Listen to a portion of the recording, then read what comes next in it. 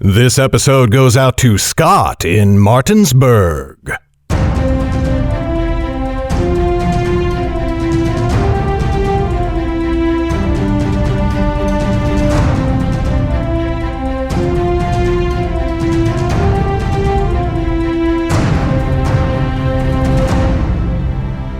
Hi there, Garrett Robinson here. Welcome to the 14th episode of the Nightblade Epic Podcast Season 2. Do you want to hear something absolutely terrifying? A Cloak of Red, the next novel of Underrealm, comes out in just 6.5 weeks. As always, you can go pick it up today at underrealm.net/ttk. Now, maybe you think that doesn't sound terrifying. That's because you didn't work on the book. Me and Megan and Brenna, the author, we're pretty terrified, let me tell you. I mean, don't get me wrong, we know it's a great book, we personally love it to death. But it's always terrifying to just, put yourself out there by releasing a new novel. Until it's actually in your hands and you tell us what you think, we're just going to be sitting on our hands and trying to think about anything else until the release day. There is, of course, one way you could help make us feel better. And if you're thinking this is where I ask you to go pre-order your copy, you're right. Look at you, so smart. Pre-orders are a huge help to us. They help us gauge your interest and excitement for a new book. And the more excited you are, the less terrified we are. And that's nice for everybody. So go pick up A Cloak of Red at underrealm.net/ttk. You'll be glad you did, and so will we. Okay, now it's time for today's episode. Today, you're getting Chapter 18 of Mystic. When we left off, Lauren and her friends were waiting on the riverbank while Bubble the Wurt worked to get them into the city of Wellmont. Enjoy!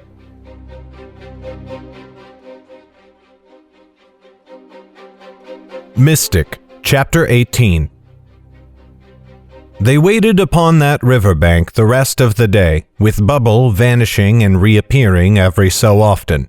An hour would pass with no sign of the Wurt, and then he would spring from the shallows clutching yet another fish. "You are still hungry," said Bubble, pointing at Jem. "Eat." After the second or third time, Jem threw up his hands and scowled. "I have eaten fish until I never wish to taste it again. I am not hungry." Bubble indicated the boy's belly, still thin enough to see the ribs. "You have not eaten enough. You are sick." "I am not sick." Lauren was more than happy to keep eating, for they had been hungry many days, and she did not know how they would acquire provisions in Wellmont. Zane and Annis had spent the last of their coin. Lauren would have to steal something, she supposed, and the prospect thrilled her less than she thought it might. But when she put a fish upon the fire, Bubble interrupted her. "Bubble saw you do this before," he said. "Why?" "Do what?" said Lauren. "We are eating the fish you brought us." "You are burning it, ruining it with fire." "She is only cooking it," said Annis. Bubble blinked.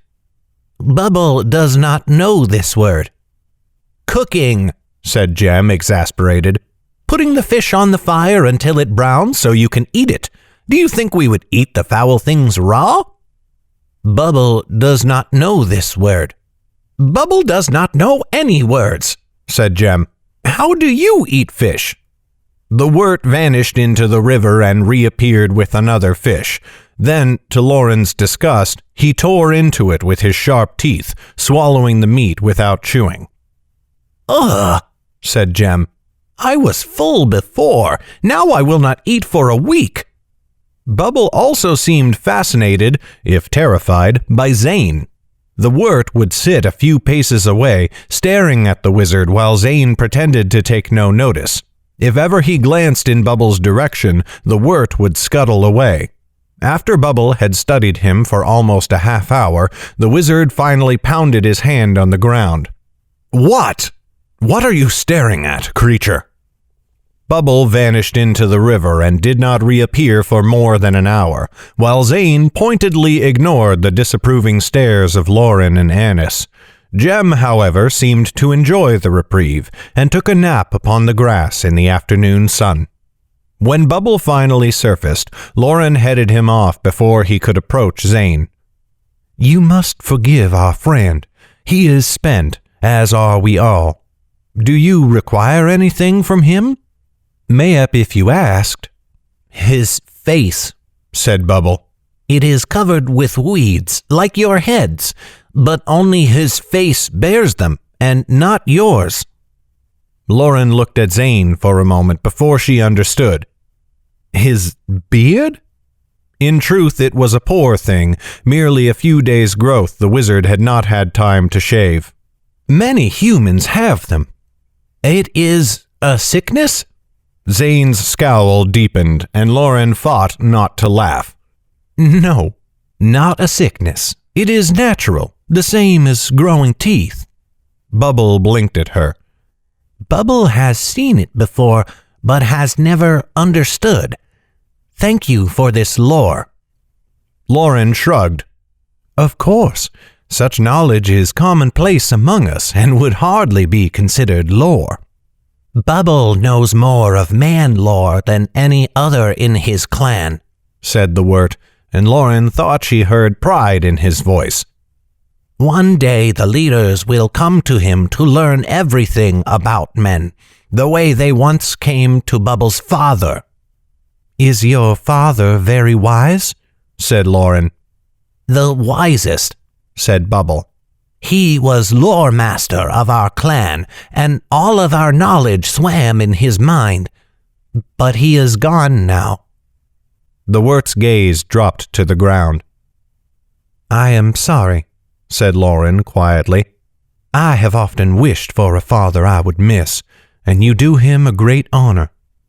Bubble peered up at her, and his already watery eyes gave him the appearance of weeping.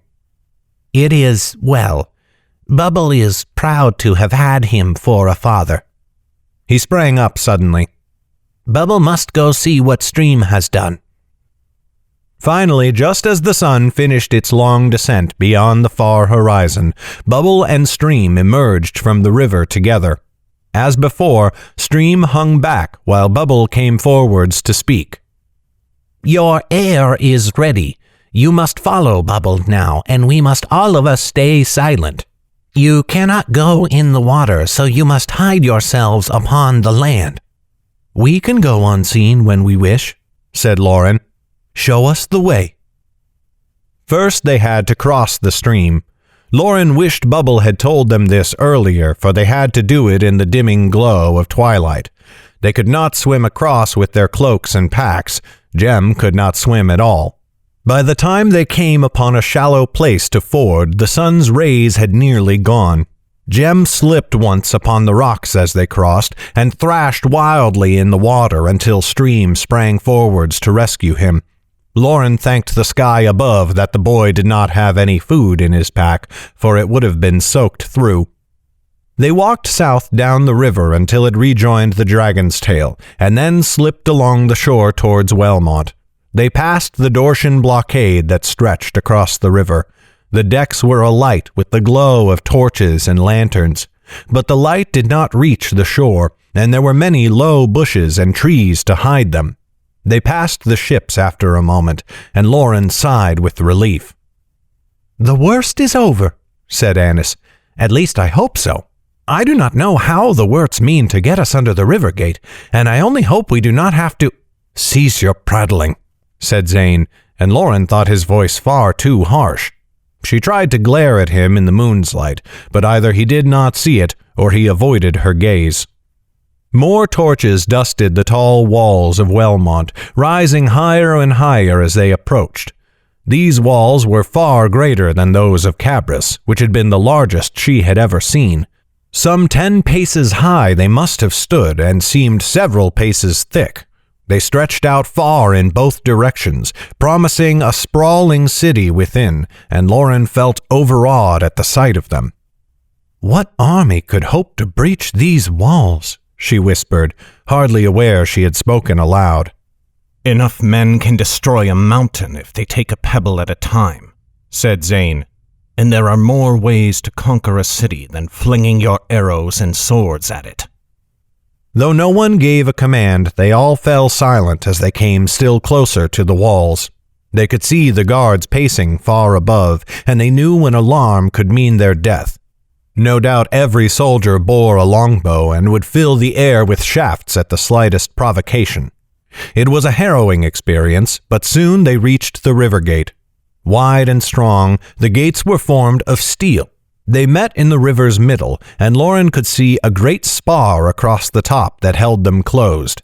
Where they met the water, they became grates, with holes so narrow that Lauren doubted even Jem could slip his hand inside.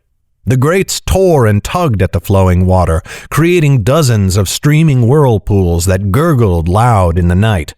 The grates sank into the river, and in the darkness Lauren could barely imagine how far they descended. "How do they mean to get us under that?" whispered Jem. "It must go down to the river's bottom." Lauren thought of telling the boy to be silent, but she realized that the swirling waters would mask all but a shout. "They seem to know their business. Let us wait and see."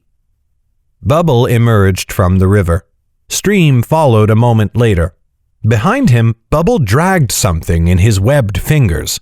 It looked to Lauren like a bowl, only much larger than any she had ever seen. It stretched almost as wide as her arm span, and it was as deep as half her body. It looked to be formed of some combination of branches, reeds, and mud. "Here is your air," said Bubble. "Beneath it you can breathe long enough to swim under the gate." "What?" said Jem. "How will an oversized dinner bowl help us?" "Come," said Bubble, motioning to Lauren. "Bubble will show you." Lauren hesitated, but they had come too far to turn back now. She removed her cloak and folded it into her pack, while Zane and Annis did likewise. Slowly she waded out into the river. Summer had warmed the waters from spring's chill, but still the cold almost took her breath. She waved her arms back and forth, trying to work her blood up. "Now we will give you air," said Bubble. Together, he and Stream lifted the bowl and placed it over Lauren's head. In another moment, she heard a splash as Bubble's head came out of the water below her. It was pitch black in the bowl, so dark that she could not see his face. "Go farther into the water," he said. "Your air will come with you." Lauren swallowed hard. She forced herself to take a step deeper into the river, then another. The water stayed at her chest, leaving her head and shoulders in open air within the bowl. A thrill shot through her, and she took yet another step. The water must have been over the top of the bowl, though not so much as a drop fell upon her head. She was shrouded in utter darkness and could not see a finger's length in front of her nose. She heard Bubble splash into the water. "You see? Now turn around and go back to the others." Lauren turned.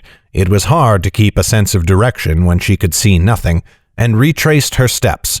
Soon the bowl rose up and over her head, and she found herself in the open air upon the shore. She shivered as the night's breeze struck her soaked breeches. "It works!" she cried out, before remembering to whisper. "The air stays inside, and you can breathe. It is like magic." "Not magic," said Bubble. "Bubble only knows the way to craft things water cannot enter. Many Wirts know the skill." The Wirt's modesty was only slightly less charming, coming from his pointed teeth and white, lidless eyes. "You expect me to climb into that thing?" said Annis. Her voice had grown shrill and raspy, and she clutched her arms in a panic. Lauren's face fell. She had forgotten. Annis feared any dark and closed space. In the sewers of Cabris she had been nearly useless, unable to move without constant goading and guidance. "I will come with you," said Lauren. "We will do it together." "No!" cried Annis, and now she had forgotten herself completely. Lauren started and looked up at the top of the wall, but no watchful faces emerged. "I will not climb willingly into that death trap." Before Lauren could respond, Jem came between them and put his hands on Annis's shoulders. He sought to catch her gaze, waiting until finally she looked into his eyes. Let me accompany you, then. You remember what I taught you beneath Cabris? Breathing. Everything is in your breath. I will teach you again, reminding you as we pass beneath the gate together." I cannot," said Annis. "You can," said Jem. "Slow, in and out. Come, do it for me now, as practice." Annis took one long, slow breath in, and then released it in a heavy sigh, in and out. Once more, and Lauren saw some of the fear drain from her, like water from a twisted rag. "Good," said Jem. "You can do that a few more times, can you not, while we take a night's stroll on the riverbed?" Annis shook her head, but the conviction had left her. "I am still frightened. We live our lives frightened, but still we must go on," said Jem. Annis did not answer. Lauren could see her shoulders shaking beneath Jem's fingers, but finally the girl nodded, a quick, furtive movement. "Good," said Lauren. "I will go first to show you it is safe. Jem, bring Annis after me. Zane, you will come last." The wizard nodded. Lauren gave Annis a quick hug and a reassuring smile before stepping back into the shallows. "Remember, come as quickly as you can," she told Annis, "and close your eyes if that will help." "It certainly will not," said Annis. "Just go so that we may get this over with." Bubble and Stream raised the bowl and placed it over Lauren's head. She walked forwards, and soon the water passed over the top. Darkness enveloped her, a darkness as complete as any she had ever experienced. The ground grew slicker the farther she went, until she sank up to her ankles with every step. But the bowl kept the water around her thighs, and she could place her hands on either side to hold her footing. It swirled as she passed, but there was not enough of it to matter. After many steps, the bowl moved to Lauren's right. "Bubble is guiding me," she thought. So she turned with the motion, and now her steps carried her to where she knew the river gate waited. Her breath began to come hard, and she felt lightheaded without knowing why. Each step grew difficult, and she put her hands on the bowl to keep from falling. When it suddenly stopped, she nearly bumped her head. She heard a splash as Bubble's head poked out of the water by her legs. "Bubble has made a mistake. The bowl is too large to pass under the gate. You will have to swim from here." Swim? Something about that bothered her, though she could not remember what. Her mind spun, and she could scarcely consider Bubble's words.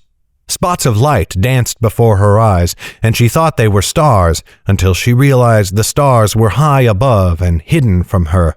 Her lungs burned. "Go into the water and swim forwards. You will feel the gate. Pass beneath it and swim up." "Which way is up?" said Lauren, but Bubble had vanished already. Then, without warning, the bowl began to rise around her. She almost panicked, but then she felt Bubble's hand on her arm. The wort pushed her forwards, and as she thrust her hands out, they encountered the iron of the river gate. She used it to pull herself under. Her lungs screamed at her now, and she pushed from the river floor as hard as she could. Up and up she rose, bouncing off the gate in her ascent as the flowing waters threw her against it. The world grew lighter. "More spots in my eyes," she thought, until she realized the stars had returned. Then her head broke the surface, and she sucked in a deep gasp of air. The river hurled her against the gate, and she did not resist. She sat in the current, sucking in the sweetest air of her life. After a moment, Lauren came to herself and opened her eyes. Thankfully, no one stood anywhere close by. Like Redbrook, Wellmont had built stone walls along the river's edge, with docks for small boats. But no one patrolled those docks, and the only fires came from torches and lanterns mounted on walls. No one in Wellmont feared entry through the river. The gate was too strong. Lauren paddled towards the closest dock, keeping her movements slow and soft to avoid a splash that might alert the guards. She had crossed half the distance to the dock when she remembered something, the thought that her mind had struggled with when Bubble told her she must swim. Jem. She froze in a panic. The boy could barely tread water. But Bubble would tell them all the bowl was too large, and then he and Jem would work out a plan, would they not? What if he failed to warn them? What if Jem chanced it anyway and died below the river gate, his body sinking to the bottom? Lauren looked at the water. She did not know how deep the river was, but she had to try to swim beneath it or Jem might perish. She took a breath and readied herself to dive, but lost her nerve at the last moment. She gasped again, steeling herself. Then at last she plunged into the blackness of the water. Struck by a thought, she seized the iron grating of the river gate and used it to pull herself down. That, combined with her swift kicking, propelled her at a good speed. Down and down she dove, hoping she kept the right direction and that Bubble did not bring Jem to some other part of the gate. But the river seemed bottomless. With each outstretched hand she expected to touch its silty bed, but there was only more water. For a moment she thought of surfacing to breathe and trying again, but the thought of Jem drowning propelled her. Again she felt dizzy, her head light, the darkness around her impenetrable. Her hand reached for the next rung and found nothing. She had found the river gate bottom. She pulled herself underneath it. Whether Jem was near or no, she could not wait for him. If she did not surface, she would drown. But just as she seized the gate and prepared to launch upwards, Lauren felt something strike her leg. A fish? She reached towards it. It struck her again. A limb, certainly. It slipped from her grip when she tried to seize it. With one hand she pulled herself along the river gate, reaching again. This time she found it, a wildly flailing arm. It must be Jem. She seized him and pulled, trying to drag him under the gate. She could feel the panic in his thrashing. The figure fought her, but somehow she managed to push them both beneath the river gate. It took nearly every bit of strength she had. The spots in her eyes became a milky white film. Everything grew white, a faint glow of peace and tranquility. She tried swimming for air, but her limbs could not move. Why should they? It was so peaceful to float. Each limb drifted of its own accord, bouncing against the river gate in a beautiful dance. White turned to black, and Lauren knew no more. This has been a production of Legacy Books, written and narrated by Garrett Robinson. The music in this podcast was created by Will Musser. Check out his incredible work at willmusser.com. That's WILLMUSSER.com. Today's letter is E. Thank you for listening.